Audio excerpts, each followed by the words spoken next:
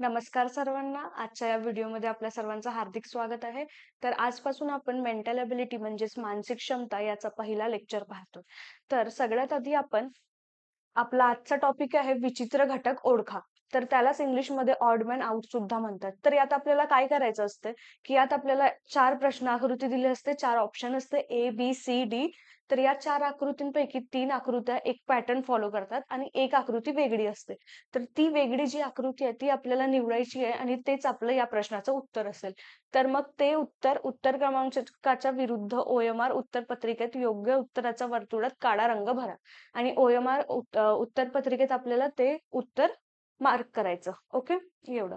तर आता आपण पहिला प्रश्न पाहू. तर प्रश्न सोडवायच्या आधी तुम्ही एक काम करा की तुम्हाला जसा प्रश्न येईल तोपर्यंत थोडा व्हिडिओ पॉज करा, तुम्ही स्वतः ट्राय करा आणि त्यानंतर त्या प्रश्नाचं उत्तर पहा. तर चला, तर आजचा पहिला प्रश्न आहे. आपल्याला या 4 आकृत्या दिल्या आहे आणि 4 आकृत्यात वेगळी आकृती शोधायची आहे. तर जर आपण आता इथे पाहिलं तर इथे आपल्याला असं खुणा दिसतंय. तर A मध्ये आपल्याला 4 खुणा दिसतायत, B मध्ये 5 खुणा दिसताय आणि इथे 4 खुणा आहेत, इथे 5 खुणा आहेत, इथे परत 4 खुणा आहेत आणि ऑप्शन D मध्ये सुद्धा 4 खुणा आहेत. तर आपल्याला वेगळी आकृती कोणती दिसते? B मध्ये, कारण B मध्ये 5 खुणा आहेत. तर B हे या प्रश्नाचं उत्तर आहे. ओके, आता आपण दुसरा प्रश्न पाहू. हा, तर आता या प्रश्नात आपल्याला वेगळी आकृती शोधायची आहे. तर इथे काय बघतोय आपण की आपण जर इथे पाहिलं, इथे आपल्याला 4 चौकोन दिले, म्हणजे एका चौकोनचे 4 भाग केले. इथे एका वर्तुळाचे 4 भाग केले. इथे परत एक चौकोन असेल त्याचे 4 लंबे लंबे भाग केले. पण इथे एका त्रिकोणाचे 3 भाग केले. म्हणजे इथे 4 भाग आहेत, इथे 4 भाग आहेत, इथे 4 भाग आहेत आणि इथे एका त्रिकोणाचे 3 भाग आहेत. ओके, तर आपलं हे वेगळं आहे. यात 4 भाग झाले सगळे आणि यात फक्त 3 भाग केलाय. तर ही आकृती या सगळ्यांपेक्षा वेगळी आहे.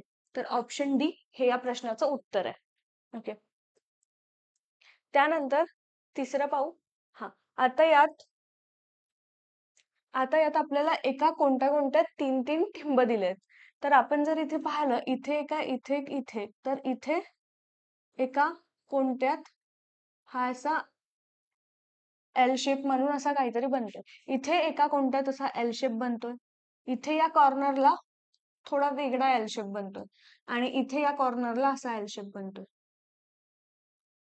तर इथे ए, बी आणि डी हे जे ऑप्शन आहे, या ऑप्शन मध्ये जे डॉट आहे ते एका पॅटर्न मध्ये आहे. पण जर आपण सी मध्ये पाहिलं तर ते उलट आहे. तर सी हे या प्रश्नाचं उत्तर आहे. त्यानंतरचा प्रश्न पाहू. तर आता या प्रश्नात आपल्याला काय दिलंय, एक ही मोठी रेष आहे आणि या रेषेच्या मागे छोट्या छोट्या रेषा आहेत आणि त्याच्या पुढे एक मोठा असा एरो गेलाय. तर आपण जर आता इथे पाहिलं ऑप्शन सी मध्ये, इथे ह्या मोठ्या रेषवर, बी मध्ये पण ऑप्शन मोठ्या रेषवर एक एरो आहे आणि सी मध्ये पाहिलं तर इथे छोटी रेष आहे आणि डी मध्ये पण मोठी रेष आहे. तर सी हे या चारीपेक्षा वेगळी आहे. तर सी हे या प्रश्नाचं उत्तर आहे. ओके, यानंतर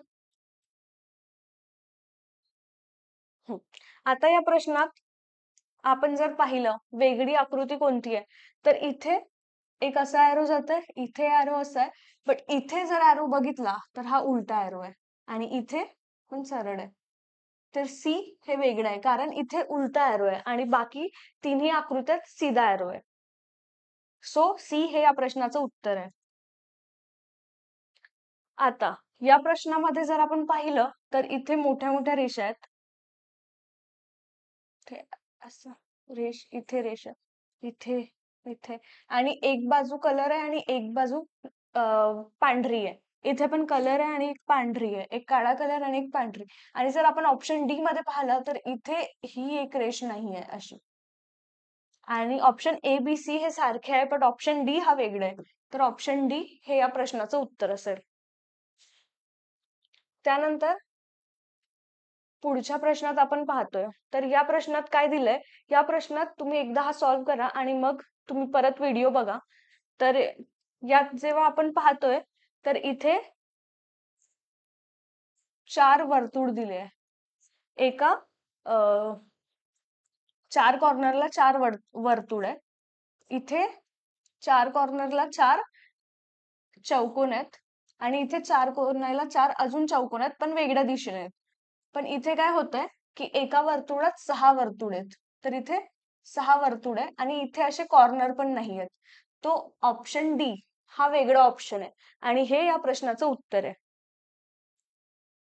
आणि याच्यानंतर जर आपण पाहिलं या प्रश्नात, तर या प्रश्नात काय होतंय की ए ह्या प्रश्नाचं उत्तर आहे. तर ए कसं येईल? आता जर आपण इथे पाहिलं, इथे हा खाली वर्तुळ आहे, पण इथे एक वर्तुळ खाली आहे आणि एक वर्तुळ असा ठिंबासारखा आहे.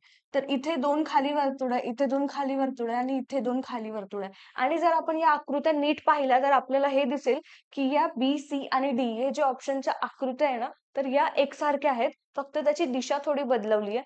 पण जर ऑप्शन ए बघितलं तर ही आकृती त्या आकृत्यात मिळत नाही. तर ए या प्रश्नाचं उत्तर असेल. हां. आता या प्रश्नात जर आपण पाहिलं, तर आता इथे पी, क्यू, आर, एस असं आपल्याला सिरीज दिली आहे. जर आपण इथे पाहिलं की पी, क्यू, आर, एस इथे आपण असं जातोय आणि इथे जर आपण पाहिलं पी, क्यू, आर, एस या बाजूनी जातोय आणि इथे पी, क्यू, आर, एस परत या बाजूनी फिरतोय आणि इथे पी, क्यू, आर, एस परत या बाजूने फिरतोय.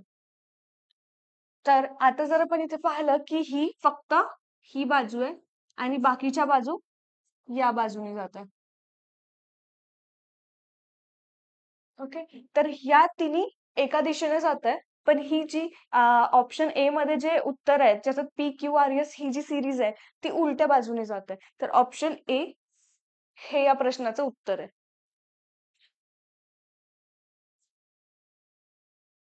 आता या प्रश्नात जेव्हा आपण पाहतोय तर इथे काय दिलंय, हा एक चौकोनाचा एक कॉर्नरला असा एक त्रिकोण आहे. इथे पण एक त्रिकोण आहे असा आणि इथे अजून एक छोटा एक त्रिकोण बनतोय. इथे पण एक छोटासा त्रिकोण बनतोय आणि तसंच या आकृतीत सुद्धा एक त्रिकोण आणि खाली अजून एक त्रिकोण बनतोय.